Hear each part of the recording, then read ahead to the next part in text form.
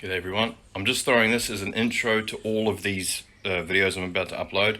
These are all spearfishing info videos from Patreon. The Patreon people that I spoke with said they wouldn't mind if these eventually went on YouTube. There's about 9 hours of spearfishing info stuff. Nothing fancy, just me talking to a GoPro on various topics, but it will probably help quite a few new divers because there's like 9 hours of just absolute... I cover everything I've sort of ever learned in the scene. With regards to me spearfishing, probably not a reality at the moment. I was just diagnosed with a disorder called ME a few years back. Stupidly tried to hide it. Shouldn't have actually, because if I come out with these things I can help other people that are struggling through them. But yeah, I haven't even been able to make this video for the last 4 days because I've been and now yeah, I've got enough energy today. But yeah, you can watch the Future of Aquatic Rehab spearfishing video if you want to know more on that. For anyone that wants to help me through this, I will put my PayPal in here. Feel free if you think you're getting value out of this, because sort of everything helps with this. But otherwise, no pressure. Just go out and send us pictures of the fish that you're smashing. And yeah, hope you guys get some info. For this week's informational spearfishing video, I've decided just to have a chat about like diving in workups in upper North Island, and a few misconceptions around workups and the way that I'd approach it for anyone that wants my opinion on it. And this is after basically just came to me because I'm doing this edit at the moment, and as you can see, there's just like enormous workups for acres sort of all around the boat here, and me and Wayne do not get in the water on this workup. We decide to hit a reef nearby, and then that got me thinking, you know, why not have a bit of a chat about the whole workup thing. So I'm just gonna have a sip of tea.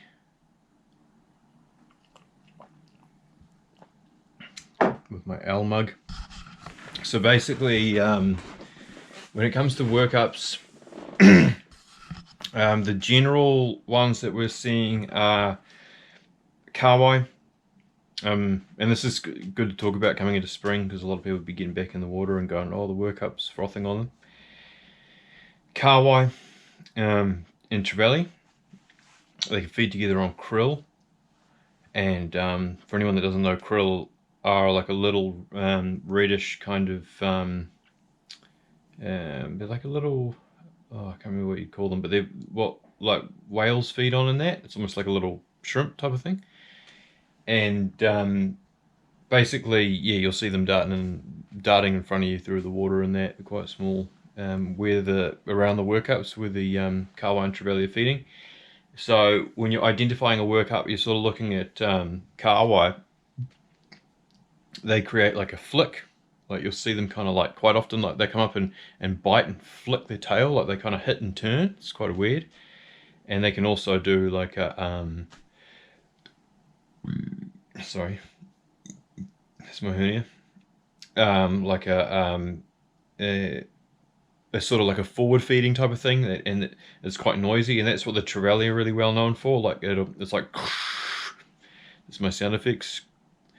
You'll hear a, and you just see all these tiny little mouths all facing the same direction, and what they're doing is they're basically surface feeding on these krill, and they're just scooping up as much as they can, and then if you shoot them and gut them, you'll see all the krill in the stomach. So generally that's what you're looking for. So you'll see your kahawai flicking. This is very general because it does change a bit, and then your trevally very often are doing that feeding, and they're quite often feeding on krill together. You'll have cohera that do it as well, and they'll do that forward feeding all in the same direction, and they're all moving in the same direction, hitting the surface, and you'll just see all these tiny little mouths on the surface, but it's just in a miniature version with cohera. Blue mau can sort of boil a bit like that as well. And then you'll move on. So this is like, you can identify it from quite a good distance away. You can identify what type of feeding is happening. And then there's sort of more like blue water feeding and stuff like that. Or if you're looking at like skipjacks and stuff like that, it can be quite different. You get skipjacks and albacore hitting the surface, tuna and a bunch of different stuff sort of going on there. Um, Generally moving a lot faster and hitting the surface a lot faster, and they're often feeding on like little bits of bait and stuff, so you can see bait flickering out. I'm actually not going to go too far into tuna because it's not something that's like super common, but if I do see a big boil up of skipjack tuna or something like that that's not moving that fast, then sometimes we'll try to jump in on them and shoot them for fun if you can, because they're bloody fast. And for albacore, I'd recommend different techniques, because getting in on albacore can be quite it's doable, but it's they're very fast as well. And chum and or catching one and letting it fight on the line is definitely a lot better way to go. I'm digressing, but hopefully maybe that's information that someone would like, and then if you want more on it, you can DM me. But yeah, going back to the general workup, so there's when you're seeing those carbo and those trevally sort of feeding and stuff like that, and you get a few birds in the mix or something like that, quite often you'll have like a series of splashes that goes through the school as one fish spooks, and then they can obviously feel each other with their lateral lines. This schooling, it's just pressure, basically water pressure, like what you'd feel in the pool on your skin if someone kicked their foot near you or something.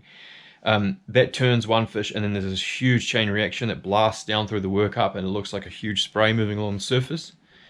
A lot of people think that that's like a kingfish or a predatory fish hitting the workup. You go out quite a bit and you see, like, especially fishermen and stuff, going, "Oh yeah, the workup's getting smashed," but it's not.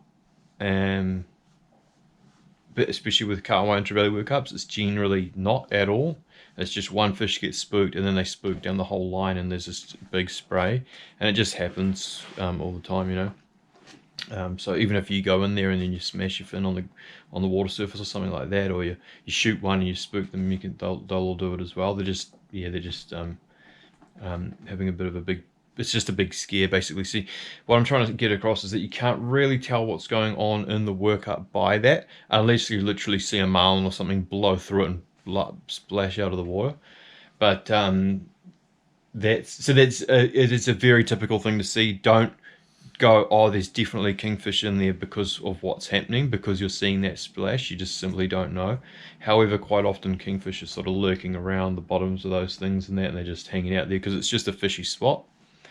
If there was some workups sort of drifting around a bit of structure, like quite often what they'll do within a few 100 yards, they're sort of drifting around structure. Normally it's a good sign for the structure. If someone said, "Would you rather go and dive on the reef or go and dive through the workups?" 90% of the time it would be go and hit the reef and have a look, and then go for a drift through the workups, or just hope that they come through and you can see a whole bunch of fish. But yeah, generally we're not really chasing what's going on in there. Sometimes if it's like, "Oh yeah, it's a bit desolate and that, and we want to try to get a kingy," then you can get in on a workup and dive through it, and sometimes you'll get kingies coming through them. If you're really keen, you can get a flasher into a workup as well. And you just have to bear in mind that on the day, fish can have a very different, depending on how fast they're all moving and how much food's in the water, they can have a very different attitude towards you. Sometimes they'll be food are plentiful, they might have fed a lot, and whatever's happening in their heads on the day, unexplained things. They can be very slow and confident, and will come up and vortex you when you dive into the schools, and you get heaps of nice opportunities and stuff like that, especially for like bigger trevally with big humps on their heads down a bit deeper and stuff like that. Some days they're just blasting and they just won't come near you, and like they don't even want to be near the boat. Or some days they're just you get in the water and they dive, they just go deep, they're not keen.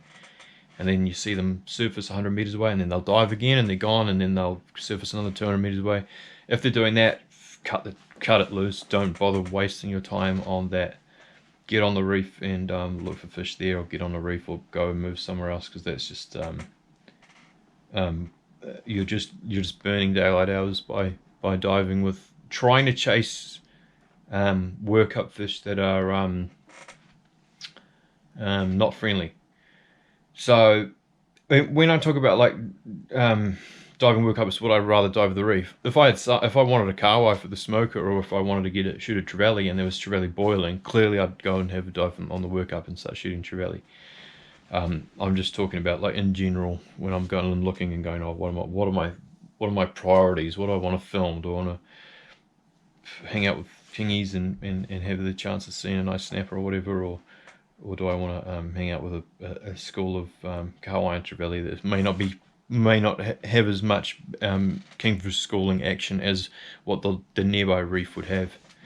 So yeah, hopefully I've sort of covered a bit of what I'm trying to explain here, but that's sort of the gist of it. So in terms of I mean, it's a good sign, but in terms of would you go and often dive workups? Not really, unless it's really, really clean and you can get a nice good bit of vision down through them.